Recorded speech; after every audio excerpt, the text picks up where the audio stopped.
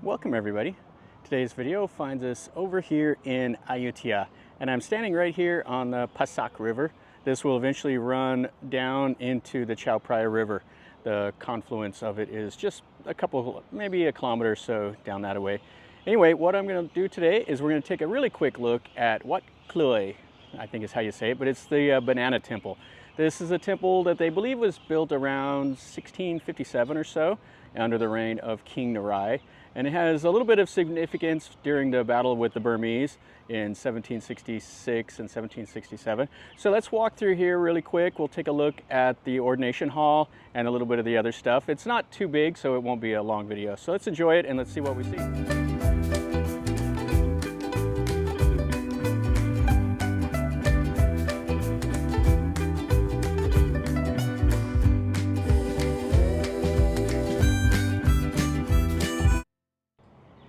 There's the bridge that takes you over from the mainland over into the island.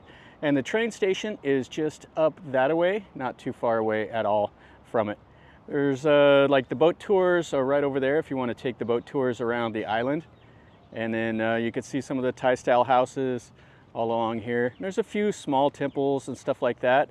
And then down there is like Wat Phnom Chong and a few others that are like some major temples. But the Pa Sak River is quite high right now. It's kind of cool looking down here. There's somebody over there burning off something. You can see a lot of smoke. The Thais will come right down here. They'll feed the fish to make some merit. Oh, and we got a big old stinking frog right there. I don't know if we'll be able to see him. And then there's a fish right there on the concrete. Yeah, there's that big old frog right there. You can see some of the fish. We have a little shrine here. The old piece of wood. And then some little snacks and stuff like that. And online, the Thais talk more about this little boat noodle place, the Nam Tok Mu, than they do about the temple. So you can see there's the noodle shop and then quite a bit of seating and stuff like that. And it's a pretty nice place to eat. So if you're over here, you could grab a bite to eat and enjoy the view. It is a working temple. So you have the monk quarters here. And I got a couple little chetties and stuff like that with the ashes of people.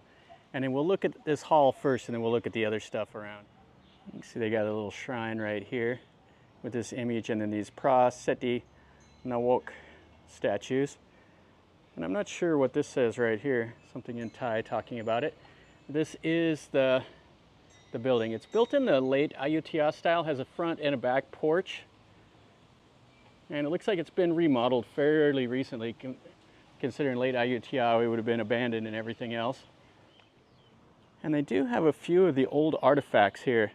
Check out that. That has like the lion carved into that. They have some of the old stones. They have like the old marker stones and a couple of like the little sandstone Buddhas and a few other things that are just here. There's no data plates on them, so this is just some of the old stuff that was on site. You see these at a lot of the temples in Ayutthaya. And here's the gate that comes in. So this is like what they call the crystal wall. This is what separates the holy area from the earthly realm. So you come in here and you're entering the spiritual area. And you can see the little front porch. And this is what you saw in the late Ayutthaya style. And they've remodeled it. You see all that like gold and stuff like that? That is the Bangkok styling. It wouldn't have looked like that originally. They have a little sign out here. Now this does have the double Buasima stones, which that usually signifies a royal temple. But I don't know anything about this being a royal temple other than King Takein was here. And that's what gives it the significance. So you can see all the normal Buddha styling and everything up there with those little pieces of glass, and then they put that gold leaf on top of it. All the little angels and stuff. It's quite cool. The little porches are nice. Gives a little bit of shade because it is hot. Oh, here we got the monk's got a couple cats over here. I think he's actually the head monk here at this temple. He was inside here giving out like the blessings and stuff on another cat. So this is inside. So you see it has the back doors and it has 3 rectangular windows on each wall. And there's no murals, which is a disappointment. This probably would have had murals painted originally. You can see that red roof ceiling. And it's pretty nice. Has some nice little thick wooden shutters. They're not like carved or anything like that. Oh, and there's a cat back there too. And then they have the normal stuff that you see, all the shrines and the amulets. And then over here, this is where the monk would sit and give you the blessing and splash you with the water and stuff like that. So this Buddha right here is made out of brass and stone. And they say it was Ayutthaya era, and it was originally filled with amulets. So it's got a lot of meaning for the Thais. That's quite nice. The face looks a little different than normal Ayutthaya styling. But, you know, the faces always reflect kind of the person that made it. It's their interpretation. So the cat's coming in to find it a snack, and a couple ladies just came in to pray. Yeah, a nice building. It's pretty simple. Nothing too elaborate about it. Okay, let's go over and we'll look at the down by the river, and then we'll look at the bell tower, and that'll be all we see here today. You can see the standing Buddha, and then all the styling above the doors. Yeah, this is Bangkok styling here. It's quite a bit over the top. You see a lot of times birds will be nested up here, or they'll wrap it with the chicken wire to keep the pigeons from nesting. Right in front of the temple is this little shrine area. So they'll have all the images, the Buddha footprint. This is where you make donations to the temple also. And then you can buy some amulets. And the lady that takes care of the temple over there. And then you can buy the stuff here to make donations. And then one of the lady monks. And they have a small little crematorium and stuff over this way, and some of the preaching halls. And then they have a big banyan tree here that's wrapped up. You see the images all around, and another place over there for the monks. And then here you can buy the fish food and the bread to feed the fish. Right here's the bell tower.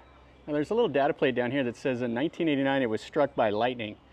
And when it was struck by lightning, it had 4 copper wires that came out of it. And it was an auspicious signal for them that it was a place that had powerful magic, and it wasn't destroyed by the lightning. But something about it ties into the earth, wind, and fire and everything. Okay, so we'll look over here and I'll tell you about King Takein really quick. This little shrine that they have here down by the river. So you got the guardians and the other figures. Now that fire over there's actually ash falling over here at this temple on me. So they got all the little shrines here. So the Thais will come and make merit. They'll pray here to the reclining Buddha, and then they have the pictures of King Takein. And then over here is Roku, the giant that ate the moon. Now King Takein actually was here in part of the defense of Ayutthaya from the Burmese. And right here on the river, he was assembling with the leader from Phetchaburi, and they paddled down the river and they were attacked by the Burmese. The Burmese had a lot of boats down here. So the Burmese encircled the leader from Phetchaburi, and King Takein, who later became king, he saw that they were outnumbered and there was no way to help them. So the Ayutthayan forces from Phetchaburi were completely destroyed, and King Takein realized that the defense of Ayutthaya was hopeless.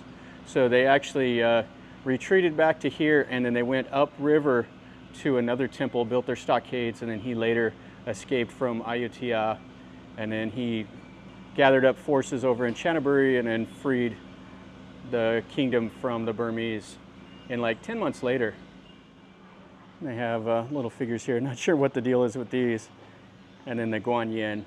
This is from 2555, which this year is 2567, so it's 12 years old.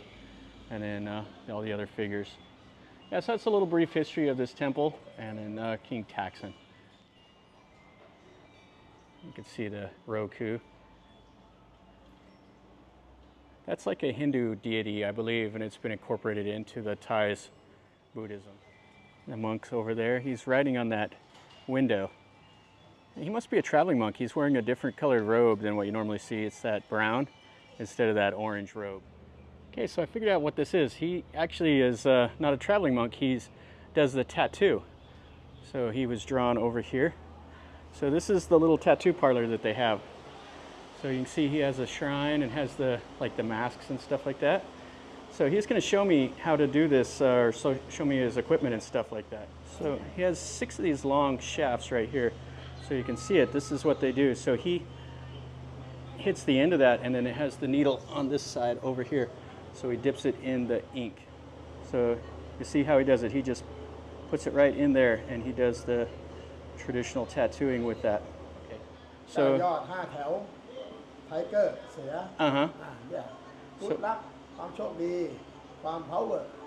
The tattoo, the tarua, and so he said he's been doing this for 20 years. He's 45 now. So this is the ink, and then you can get the red and everything else. So this is kind of cool.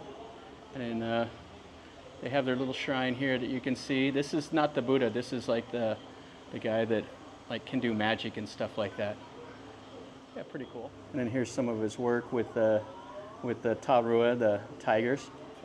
This is the traditional patterns that they do here. 4,500. Okay, so if you wanted to get like that tiger, it would cost you 4,500 baht. So roughly what, $150 or so, like, and it would do it. How long does it take to do? How long? 2 days, 3 days? 10 minutes. 10 minutes to do that? Yeah, 10 minutes. Wow. 10 minutes. Are you serious? Yeah. Very fast. Wow. 10 minutes. Okay. Yeah. Oh, wow. 50. 50 minutes? 50 minutes. Hasip nati? Okay. So you can be done in a couple hours here. So that's his work right there. That is actually this figure right here. So that's what that is that's his interpretation of this hermit guy. So that's a whole chess piece right there, and it took him 2 hours to do that. Jep mai? Jep nit noi? Okay, so it hurts a little bit. Okay, very good. Kap on a cup. Hey, that's kind of neat to see him doing the tattoos. I have a lot of people ask me about it. People from the Thai tattoos as well as Cambodian. Well, that'll finish up a pretty quick video over here at this Wat Kluei, the banana temple. Like I said, this was supposedly built in 1657, but I'm not sure how they came up with that number because all the records and everything were destroyed pretty much. It was on some later maps in the Late Ayutthaya era, so they can definitely date that it was in existence before then. And it's also in some of the chronicles about the end or the fall of Ayutthaya, they talk about King Takein being here. So it's definitely at least that old, so I don't know how they come up with an exact date on it, but they figured out a way somehow. So hopefully you enjoyed this temple. If you did, make sure you smash the like button. It's a small temple, kind of underwhelming. There's not a whole lot to it. It's just kind of interesting to see. I like seeing old stuff like this. So definitely if you like it, smash the like, subscribe if you're new here, leave me a comment, tell me what you think. And until next time, from over here in Ayutthaya, remember, life is a journey. So until next time, enjoy.